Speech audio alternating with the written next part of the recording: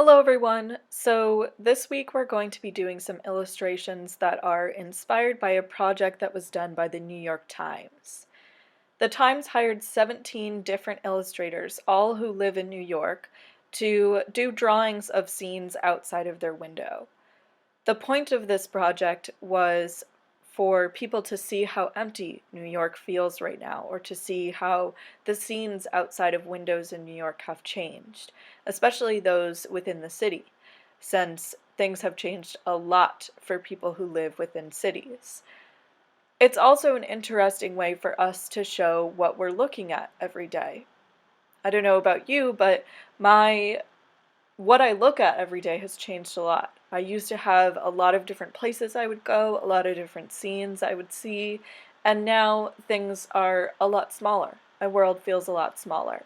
Most of it is what I can see outside my windows. So for this drawing, you might have noticed that I am actually drawing on an index card right now. And that's just because I don't have any room left in my sketchbooks. And so instead of using my sketchbooks, I've been using scrap paper and trying to save my nicer paper for finished things. So any materials that you have around are fine. One of the keys of doing this drawing as well is that I don't have a sketch.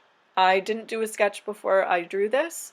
I am sitting directly in front of the window that I am drawing and just going straight in with a colored pencil that I can't erase. Ballpoint pens are really great materials to do this kind of thing with. Other kinds of markers, colored pencils, those are all fantastic ways to do this kind of drawing where there's really not a lot of planning. You're just thinking about what's in front of you and drawing what you see.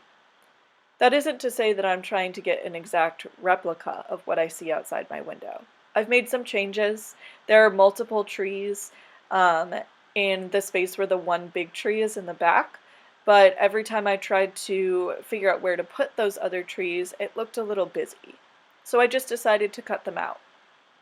This is how I can manipulate composition, or where images are placed on the page, by just deciding what I'm going to include and what I won't.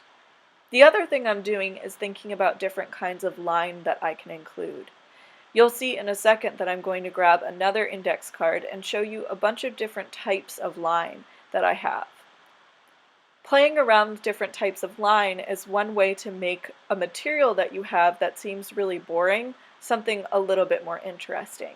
Just with this red colored pencil with different layers of lines, different lines layered on top of each other, I can get a bunch of different effects with the same material.